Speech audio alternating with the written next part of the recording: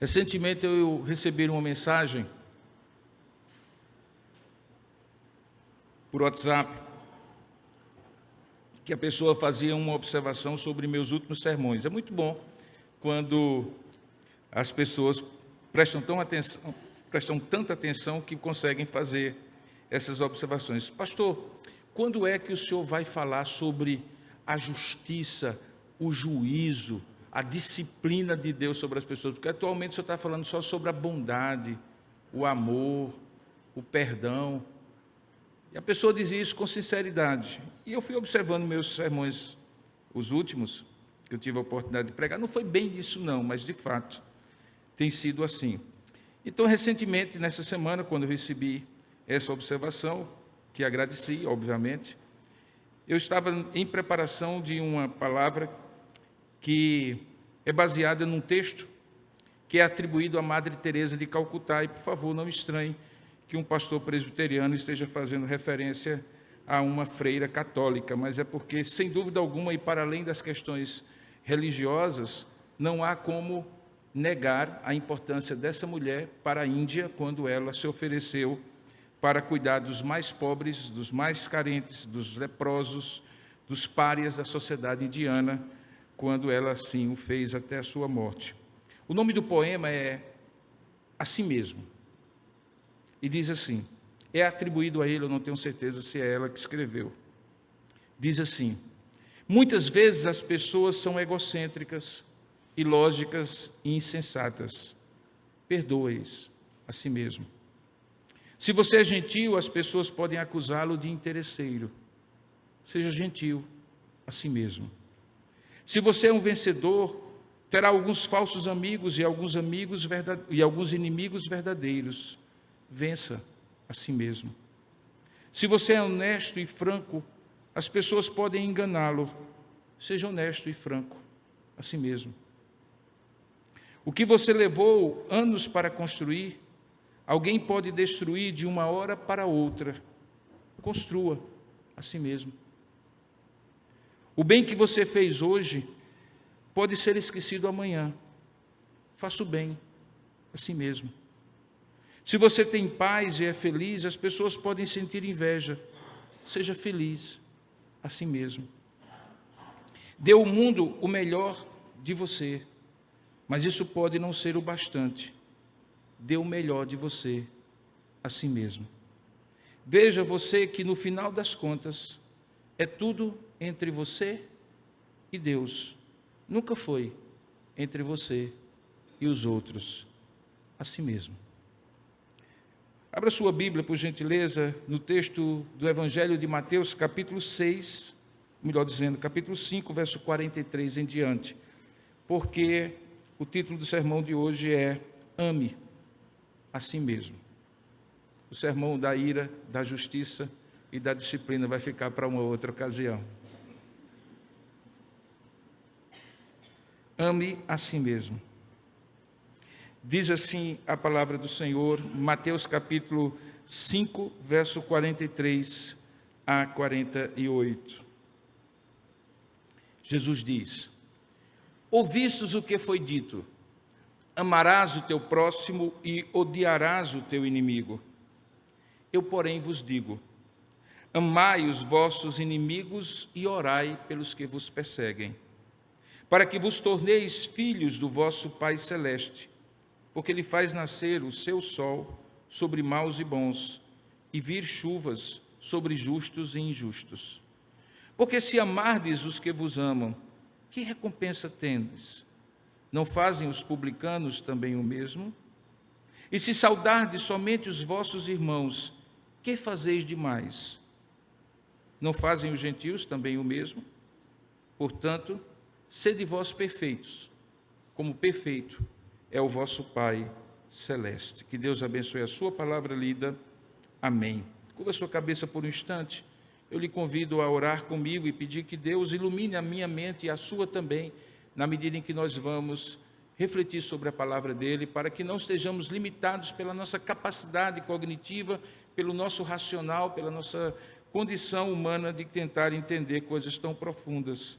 Mas o Senhor abra de fato o nosso entendimento e nos dê clareza daquilo que Ele quer falar conosco. Vamos orar juntos? Ó Deus amado e querido Pai, nós louvamos o Teu santo nome, porque podemos, ó Pai, ter a Tua palavra como a luz para o nosso caminho, lâmpada para os nossos pés. Mais do que um livro, ela revela quem Tu és, o que Tu queres, o que Tu valorizas, quais são os Teus princípios, quais são os Teus valores, quais são os Teus ensinos para aqueles que creem em Ti e que querem Te seguir. Louvado seja o Teu nome, porque Tu não nos deixaste, ó Pai, sem roteiro. Tu nos deste o guia do Teu Espírito que em nós habita e a Tua palavra, para que possamos caminhar na Tua direção sempre. E é por isso que diante desta palavra lida, inspirada pelo Teu Espírito, nós rogamos que por misericórdia e graça o Senhor abra o nosso entendimento, iluminando a nossa mente, permitindo-nos compreender aquilo que de outra maneira, racionalmente, nós teríamos limitações para compreender. Usa a nossa mente, sim, Pai, usa os nossos raciocínios, nossas memórias, nossas capacidades, ó Pai, de fazer associações de ideias e tudo aquilo com o qual o Senhor nos deu, ó Deus, a mente tão abençoada que o Senhor deu a cada um de nós. Mas para além disso, fala ao nosso espírito, fala de tal maneira que por meio disso e apesar disso, em alguns momentos, o Senhor possa trazer a Tua palavra para nós nesta noite. Tua mesma palavra, inspirada por este Espírito, seja iluminada por este mesmo Espírito no nosso coração. É o que nós oramos em nome e para a glória do Senhor Jesus Cristo. Amém. O texto de Mateus capítulo 5 é o início daquilo que é conhecido como a constituição do reino de Deus. É assim que alguns chamam o Sermão da Montanha, o primeiro de 5 grandes discursos ou sermões que Jesus profere no Evangelho de Mateus. Mateus registra esses discursos e que começa de uma maneira absolutamente magnífica quando ele fala das bem-aventuranças. Naqueles primeiros 11 ou 12 versículos do capítulo 5 de Mateus, Jesus está mostrando quais são as características, a essência, o caráter dos servos deste rei, dos súditos deste rei que ele vem apresentar, porque este é o propósito do seu olhar. Logo depois, além de falar do caráter desses súditos do rei, ele mostra a missão desses súditos do rei. É quando ele usa 2 metáforas, a metáfora da luz do mundo e a metáfora do sal da terra, para demonstrar qual deve ser a influência que esses homens e essas mulheres que o seguem e que são súditos desse rei devem ter no mundo, que ele chama de terra para o sal e de mundo para a luz. Logo depois, Jesus entra num questionamento que era muito comum naquela época, visto que ele não era, digamos assim, um rabino convencional. Ele era mestre, reconhecido como tal, mas ele não havia frequentado nenhuma das 2 grandes escolas do rabinato daquela época. Ele era um rabino que, sendo Deus encarnado como homem, sempre teve a palavra, como Deus que havia inspirado, muito mais profunda do que aqueles rabinos que eventualmente ensinavam ao povo daquela época. A razão, inclusive, disto é o que explica logo no final desse Sermão da Montanha, quando o próprio comentarista Mateus diz assim, que as multidões se maravilhavam da sua doutrina ou do seu ensino, porque ele não as ensinava como quem ensina, como os escribas e fariseus ensinam. Ou seja, havia autenticidade, verdade, de fato, naquilo que Jesus ensinava. Os escribas e os fariseus eram justamente aqueles que tinham, digamos assim, uma formação convencional para ensinar a palavra de Deus. É por isso, então, que ele faz um jogo de palavras. A partir do versículo 17 do capítulo 5, você vai ver logo aí, quando ele diz assim, não penseis que porque eu sou não convencional, que eu vim revogar a lei ou os profetas. Eu não vim para revogar, eu vim para cumprir. A partir dali, ele começa a mostrar contrastes entre o que a lei de Moisés dizia e a profundidade do que ele gostaria que as pessoas fossem ao ler aqueles mandamentos. Por exemplo, a partir do verso 1, ele diz a seguinte frase, ouvistes o que foi dito aos antigos, não matarás, e quem matar estará sujeito a julgamento. Isso era o que estava na lei de Moisés. E aí no verso 22 ele diz, eu, porém, vos digo. E essa conjunção adversativa não era necessariamente uma oposição ao que Moisés tinha falado, mas uma chamada para sair da superficialidade da interpretação e à profundidade. Por isso que ele diz, eu, porém, vos digo que todo aquele que sem motivo se irá contra seu irmão estará sujeito a julgamento. E quem proferir um insulto a seu irmão estará sujeito a julgamento do tribunal. E quem lhe chamar de tolo estará sujeito ao inferno de fogo. Jesus está querendo dizer, olha, existe um espírito do legislador, que é o próprio Pai, que deu a Moisés essa lei. E o espírito não é comportamentalista, não é aquilo que pode ser observado pelos homens, mas é um espírito que vai ao profundo das motivações humanas, de modo que muito mais do que aquilo que é feito e os homens observam, ao cumprir a lei, alguém deve buscar o motivo mais profundo da sua alma. Portanto, se alguém disser, não matarás, e pensar que matar é apenas de fato assassinar alguém, estará perdendo o senso profundo da lei, quando diz não matarás. Porque o não matarás não é apenas o ato de assassinar, mas a intenção no coração, que é perscrutada exclusivamente por Deus, de matar, quando ainda que o ato não seja feito. Ele vai nessa mesma toada, e logo depois ele fala sobre o adultério, a partir do verso 27. E ele diz, ouvistes o que foi dito, não adulterarás. Isso era 10 mandamentos. Verso 28, eu, porém, vos digo que qualquer que olhar para uma mulher com intenção impura, no coração já adulterou com ela. Veja que é algo muito mais sério, ele não vem para revogar, ele vem para aprofundar e buscar as motivações profundas por trás e antes dos atos de pecado. Ele continua assim quando fala dos juramentos, no verso 33, quando fala da vingança, no verso 38 e seguintes, e aí ele chega no versículo que nós começamos a leitura. E o versículo que nós começamos a leitura, que é o texto que eu vou expor nessa noite, Jesus também diz, ouvistes o que foi dito, amarás o teu próximo e odiarás o teu inimigo. Na verdade, se você for em busca no Antigo Testamento dessa expressão, você não vai encontrá-la assim, de maneira tão dura e clara, odiarás a teu inimigo. O que Moisés quis ensinar na lei de Moisés era que o amor ao próximo, aquele que fazia parte das suas convivências e das suas ambiências mais próximas, era diferenciado de qualquer outro sentimento ou atitude que você deveria ter com uma pessoa que era desconhecido. Tinha uma leitura um tanto quanto étnica, nacionalista, do povo de Israel, que deveria se proteger, que deveria amar de maneira diferenciada aos seus, mais ou menos na ideia daquilo que depois Paulo vai dizer no Novo Testamento, que nós devemos amar e fazer o bem a todos, mas principalmente aos da família da fé. No entanto, o que Jesus estava flagrando era que, ao pensar assim e ao ler assim, as pessoas começavam a realmente não apenas amar seletivamente, mas ter um ímpeto e uma motivação de odiar, no sentido mais crasso da palavra, no sentido mais claro, de querer o mal para alguém. E é nessa hora, então, que ele contrasta e diz, ouvistes o que foi dito, amarás o teu próximo e odiarás o teu inimigo. Eu, porém, vos digo, e aí ele vai ensinar o que é que ele quer nos dizer.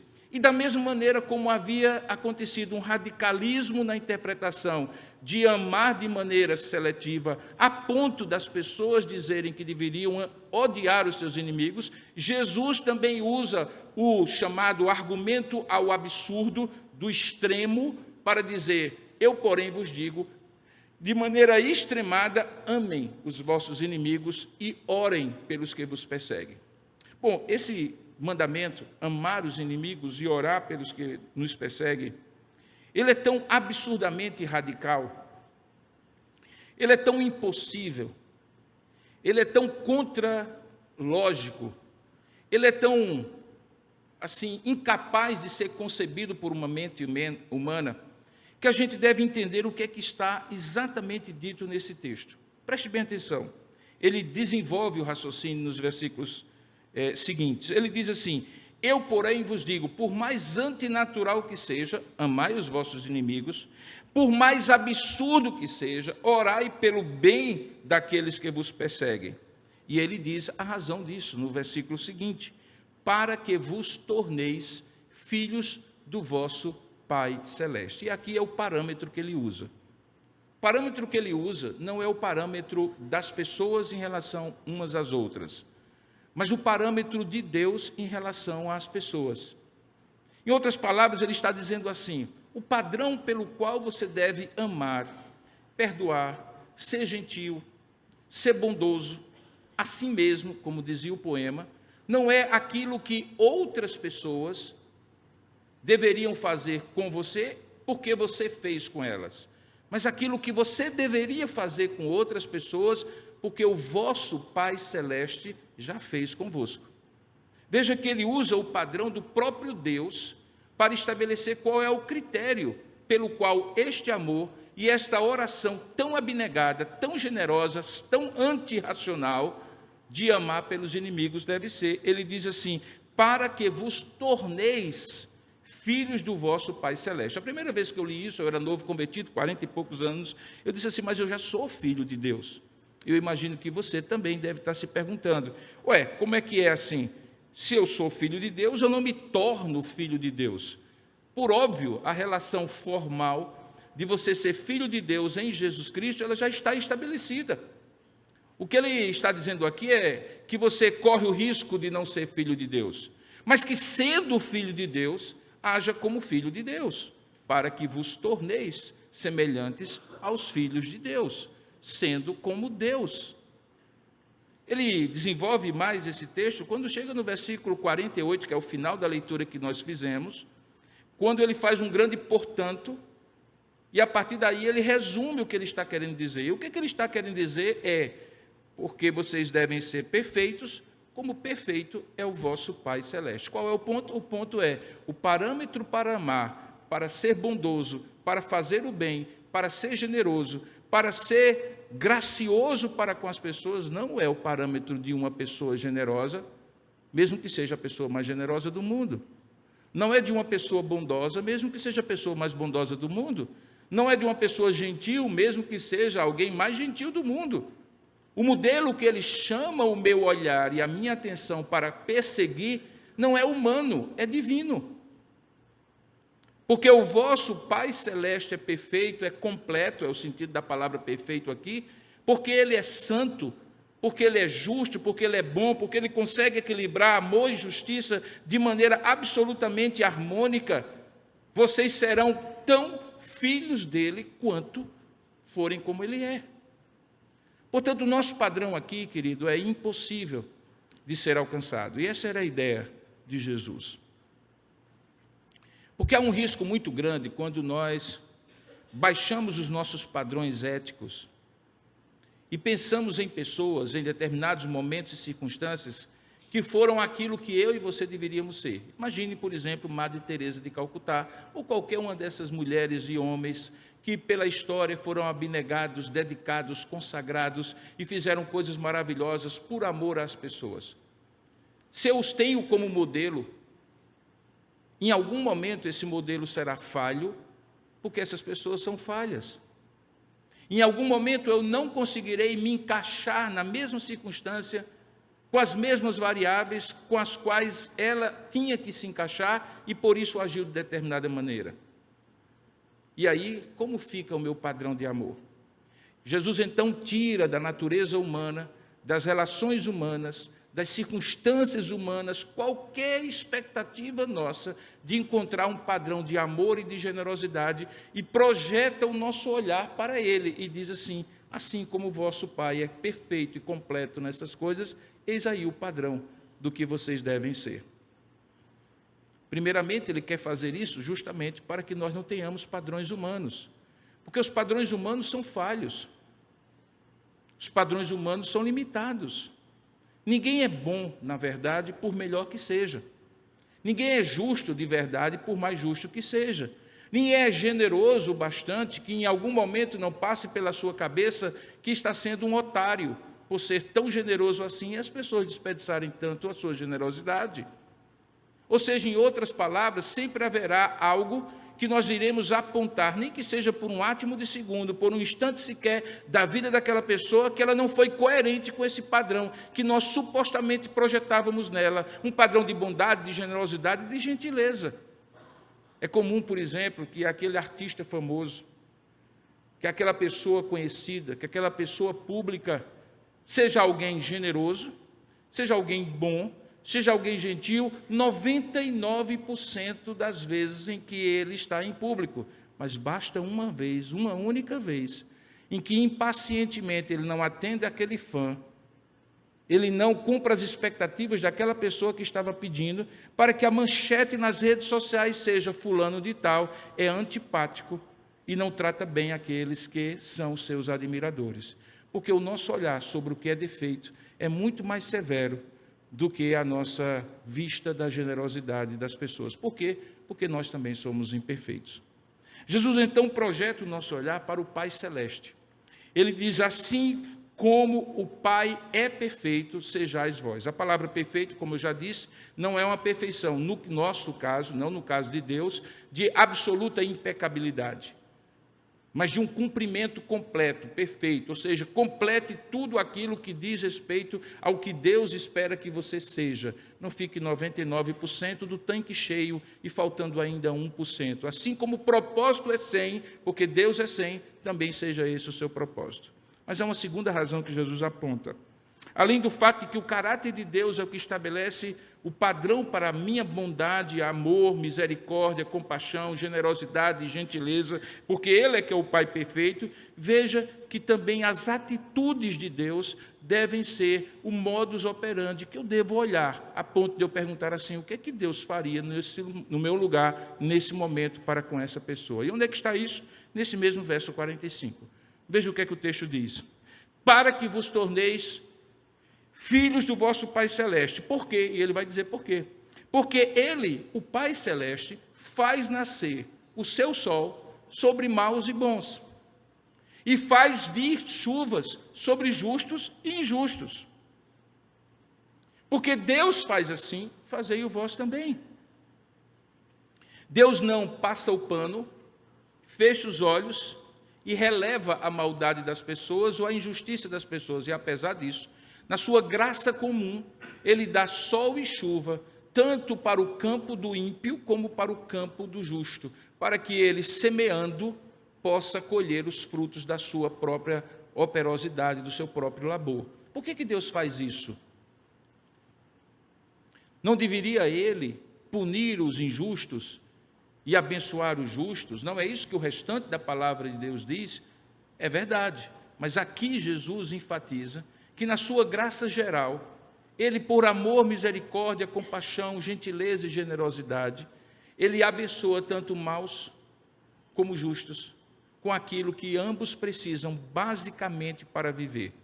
Por óbvio que Deus, em algum momento, sim, abençoa de maneira muito abençoada e especial aqueles que lhe servem. A palavra de Deus está cheia de promessas para aqueles homens que nele confiam, para aqueles homens que o temem, para aqueles homens que têm aliança com Ele, serem abençoados de maneira diferenciada, como algo que estabelece a aliança de Deus com eles na terra. Mas o que ele está falando aqui é que no basicão, naquilo que é o mínimo minimorum da bondade de Deus, não faltará a bondade de Deus, nem mesmo para os que são maus e perversos. Na verdade, a palavra de Deus diz um pouco mais à frente, que até mesmo quando Deus retém o seu juízo, dá uma segurada, não baixa a mão com toda a sua força e poder, não é porque Ele é fraco, ou porque Ele está sendo injusto em não punir o injusto, é porque Ele está dando oportunidade e ocasião para que haja tempo para a misericórdia, para o arrependimento, para a mudança de atitude. Na verdade, o Salmo diz uma coisa muito interessante, ele diz assim, que o amor de Deus nos constrange, que Deus revela a sua graça e por isso nós somos constrangidos pela sua graça, que sempre é graça e significa sempre é gratuita, sempre é impagável, não meritória. E Ele o faz para que, tão amados como nós somos, haja tempo para gratidão. E mesmo aqueles que são injustos, haja tempo para arrependimento, repensar as atitudes e mudança de atitude para com Ele. Então veja, não somente é o caráter de Deus, porque Ele é perfeito, que Ele nos convida para que nos tornemos filhos perfeitos como Ele perfeito é, mas também as suas atitudes práticas, concretas, cotidianas, em, por exemplo, dar água para quem tem sede, independentemente, dar comida para quem tem fome, independentemente. Ele está dizendo que Deus não discrimina na sua bondade básica, graciosamente básica, quem quer que seja, pelo que faz diante dele. Tem certas coisas que nós podemos diferenciar a nossa bondade por atos específicos de graça, mas há certas coisas que nós não devemos diferenciar entre aqueles que merecem ou não merecem a nossa bondade, e essa é a ideia do que está o texto. Alguém, quando eu postei que pregaria sobre isso nesta noite, me fez uma provocação, eu até coloquei na rede social, dizendo assim: qual é o limite? Qual é o limite em que, sendo bons, qual é o limite em que, sendo generosos e gentis, nós chegamos a um ponto de perguntar assim: será que eu não estou passando do limite e sendo tolo, e sendo usado, e sendo abusado por essa pessoa, que não está valorizando a minha bondade, a minha generosidade, a minha gentileza para com ela? Queridos, sim, é possível que isso aconteça. Mas normalmente isso não acontece por causa da nossa bondade. Porque bondade nunca é demais. Amor nunca excede. Gentileza nunca ultrapassa limites. O que ultrapassa os nossos limites não é a bondade, nem a gentileza, nem a generosidade. É as motivações do nosso coração. E frequentemente as motivações do nosso coração, quando somos bons ou fazemos boas coisas, quando somos generosos ou gentis, nem sempre são as mais puras. É por isso que um pouco mais na frente Jesus diz que quando você for dar esmola, não dê de tal maneira que a sua mão esquerda veja aquilo que a sua mão direita fez. Ele proíbe de dar esmolas desse jeito. Ele proíbe de ser bom se a sua motivação é má. Então, quando alguém eventualmente se sente usado, abusado, foi além dos limites da sua bondade, via em regra, ela deveria dar um passo atrás e perguntar: por que tão exagerado é esta minha bondade? O que eu estou querendo obter com ela? O que eu estou colocando na mesa da negociação quando eu sou exageradamente bom? Será que eu estou querendo reconhecimento? Será que eu estou querendo retribuição? Será que eu estou querendo constranger a pessoa a me fazer ainda maior bondade? O problema, então, não está na bondade, mas na motivação de fazê-la. E quando há exageros e abusos, a grande questão não deveria ser: não vou fazer mais bondade. Eu vou fazer a bondade que eu posso fazer sem precisar que essa bondade seja um gancho e um anzol que prenda a pessoa a mim na forma da gratidão. Frequentemente a gente fica, por exemplo, afrontado e questionando porque alguém recebe um bem que a gente faz e não diz um mero obrigado. Mas foi para receber um obrigado que nós fizemos o bem? Todas as vezes que a retribuição da bondade, quando inexiste, nos choca, nos afronta, nos faz imaginar que fomos bobos porque não fomos retribuídos ou reconhecidos, o problema não está na bondade que fizemos, mas na motivação com a qual fizemos. É porque talvez fizemos de uma forma tal que queríamos sim o resultado imediato do muito obrigado, do reconhecimento, da retribuição. E eu quero lhe dizer algo: frequentemente Deus não deixa que isso volte para você, para que você não fique viciado na dopamina do reconhecimento das pessoas. Essa dopamina do reconhecimento das pessoas é o que faz com que a gente pense que a bondade da gente só deve ser continuada em relação aos outros se for reconhecida e retribuída.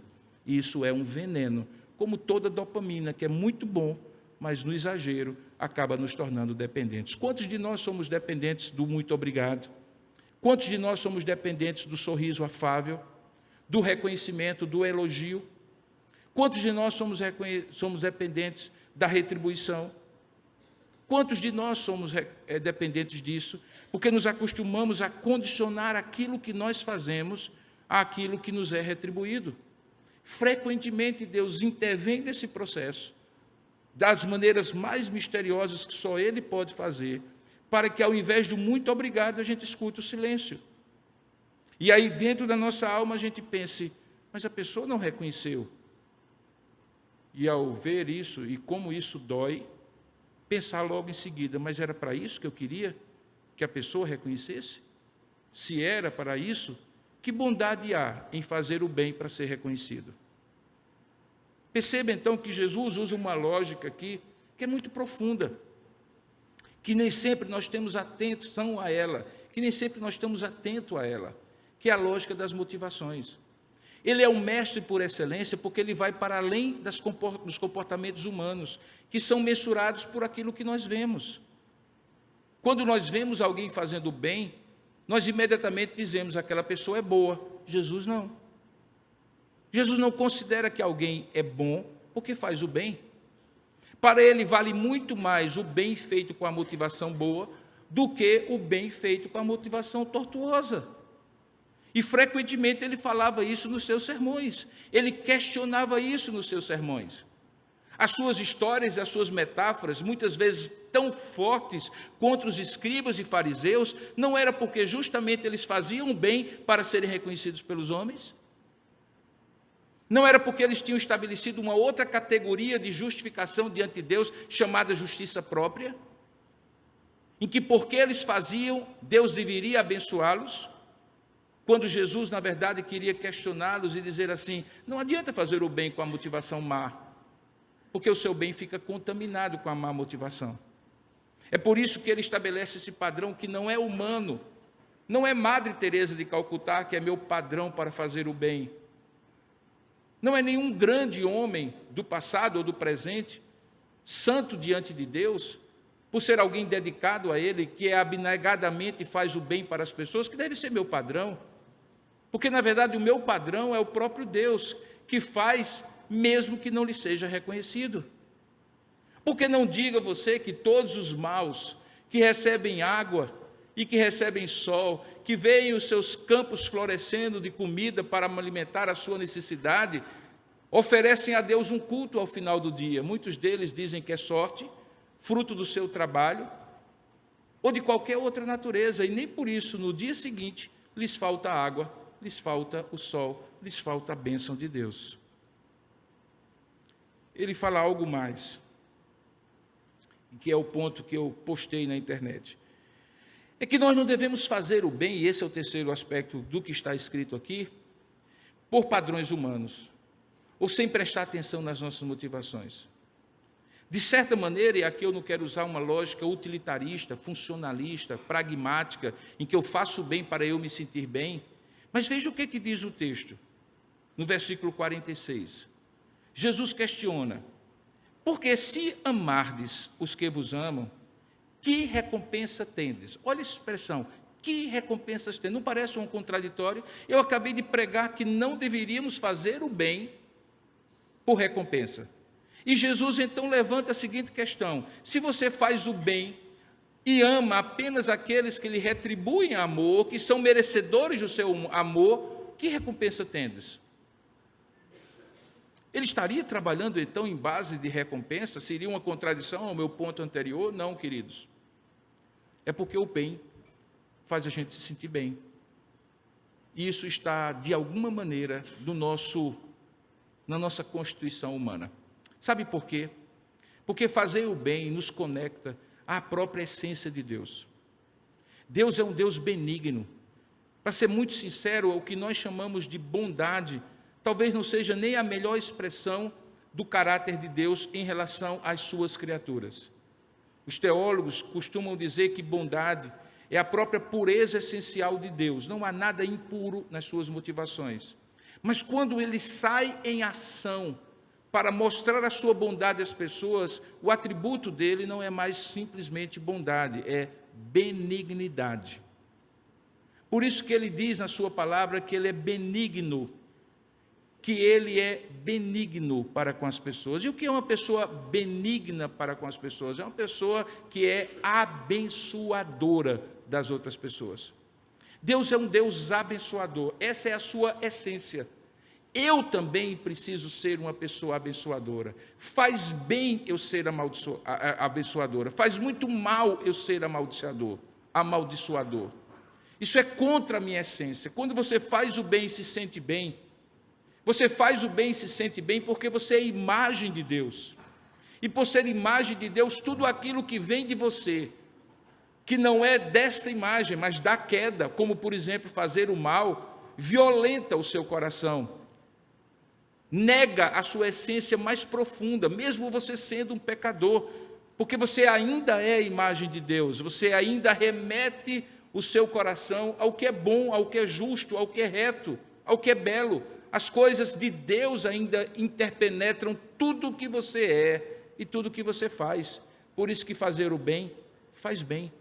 Mas não faz bem pela recompensa, faz bem como senso de propósito, de motivação, de que eu sou do bem e não sou do mal, que eu sou de Deus e não do maligno, que eu abençoo e eu não amaldiçoo, que eu faço benignidades e não malignidades.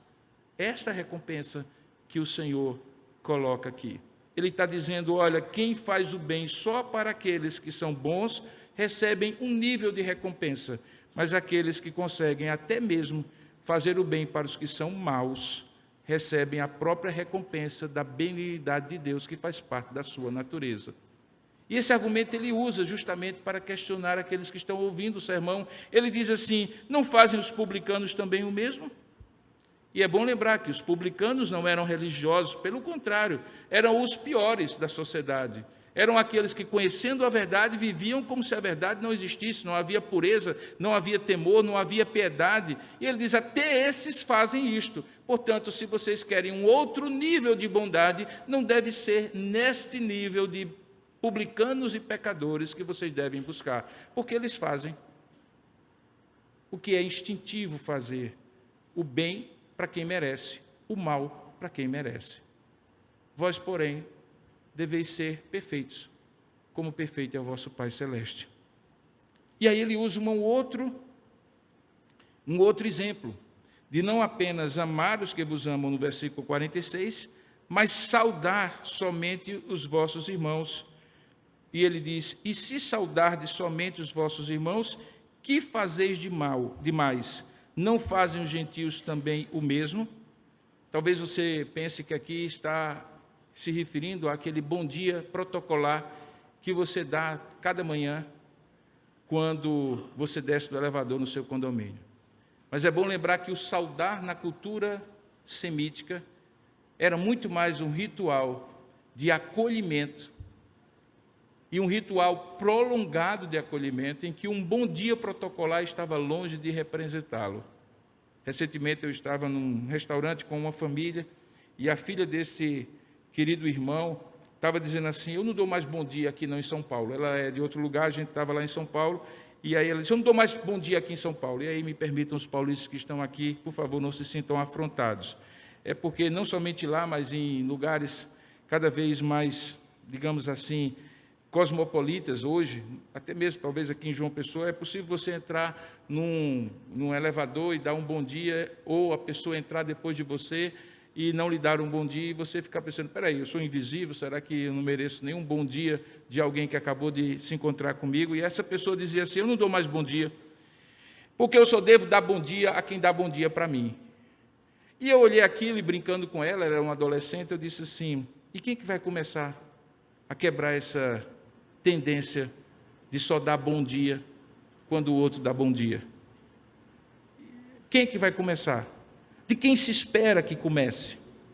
De quem que se espera que quebre essa tendência de só dar o bem em retribuição a um bem recebido? Não é de nós? Se é de nós, o bem ou o bom dia ali concreto não significa simplesmente muito esforço para nós, significa a expressão da nossa natureza. Se o outro responde ou não responde, se o outro é gentil ou não gentil, se o outro retribui ou não retribui, ele vai revelar a quem ele ama e a quem ele serve. Eu revelo a quem eu amo e eu a quem eu sirvo. É o meu Pai Celeste. Eu tenho que ser aquele que quebra a tendência e o padrão. Diante de tudo isso, fica claro, então, que quando Jesus fala, eu, porém, vos digo, amai os vossos inimigos e orai pelos que vos perseguem, ele está procurando uma lógica que não é racional, é motivacional. Essa lógica nos faz nos sentir bem quando nós fazemos o bem. Essa lógica expressa o caráter de Deus e os atos de Deus que ele demonstra para comigo. E se eu quero ser filho deste Pai, eu devo querer ser igual a este Pai e agir igualmente a este Pai na maneira como ele age. Ou então, eu não sou filho dele. No poema que nós lemos, logo no início, há uma parte muito interessante, porque quando Madre Teresa de Calcutá foi à Índia para trabalhar ali, ela não foi, digamos assim, criticada apenas por aqueles que de uma outra religião não entendiam o que ela estava fazendo. E é bom você entender por quê. Como você sabe, o hinduísmo, ele tem um pensamento de que as pessoas sofrem porque elas estão pagando um karma de gerações anteriores.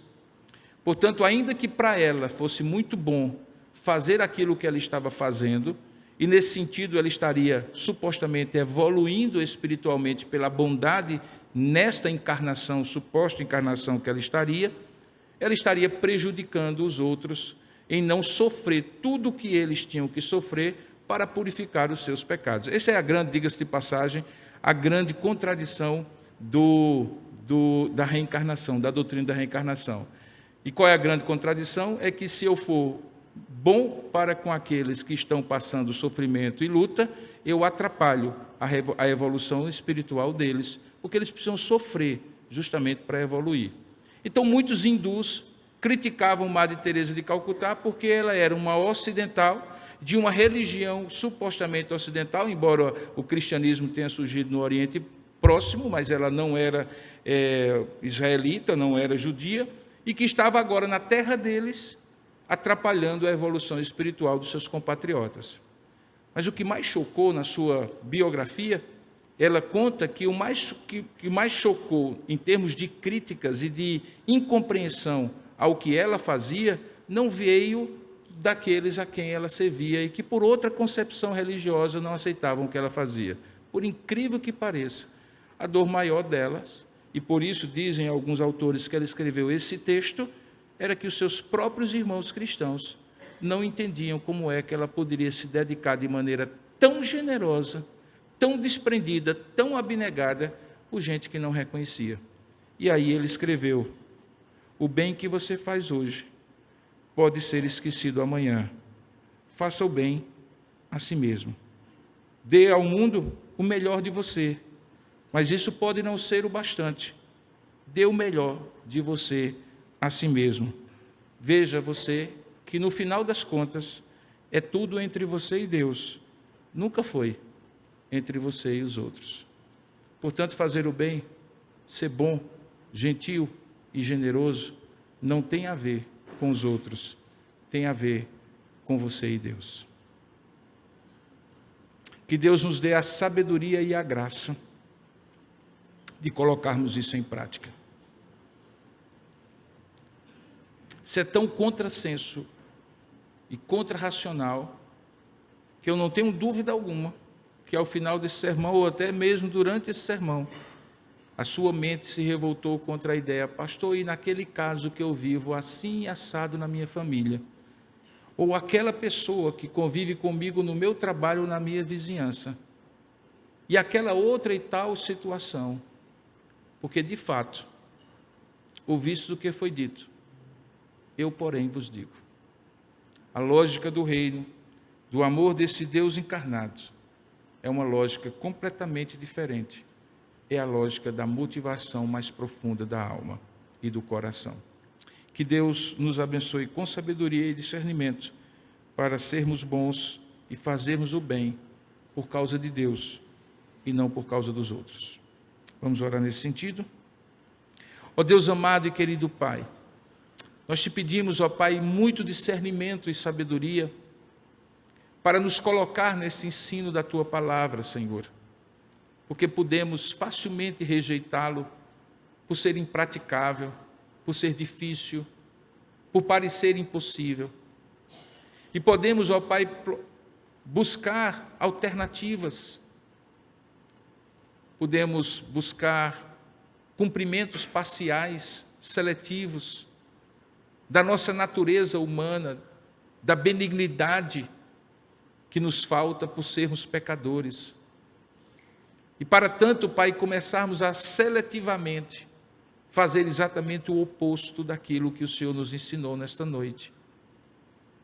Pai, não nos deixe, Senhor, pensar acerca de nós mesmos que não vale a pena amar, ser bom, fazer o bem, ser generoso, ser benigno. Pai, ajuda-nos a não pensar que somos tolos ao fazer isso, que as pessoas não vão dar valor, que as pessoas não vão reconhecer, porque não tem a ver com elas, tem a ver contigo. Ajuda-nos a ter motivações puras, até quando tivermos que dizer não, até quando tivermos que dizer não posso, não consigo, chegou o meu limite. Mas que o chegar ao limite, o não poder, o dizer não, não seja porque as pessoas não vão reconhecer, não seja porque as pessoas não estão dando o devido valor, para que a nossa ética, a nossa postura, não esteja sendo moldada pelos outros. De fato, ela precisa ser moldada por Ti, porque tem a ver contigo, não tem a ver com os outros. Ajuda-nos, portanto, a ter esse limite, esse discernimento de fazer o bem por Ti e não pelos outros, mesmo que os outros sejam os maiores beneficiários. E quando tivermos que dizer o não, que não seja porque não fomos reconhecidos, porque não tivemos a retribuição, ou o que fizemos não teve a valorização devida, mas simplesmente porque não podemos, porque há um limite que precisa ser tomado, e esse limite também é ser bom, também é ser benigno. Por isso, ó Deus, nos dá muito discernimento e sabedoria em cada situação concreta, porque não queremos de modo algum deixar de fazer a Tua vontade por nossas limitações e incompreensões. Dá-nos, portanto, a Tua sabedoria e o Teu discernimento, pois é assim que nós te oramos e te agradecemos, em nome e para a glória do Senhor Jesus. Amém.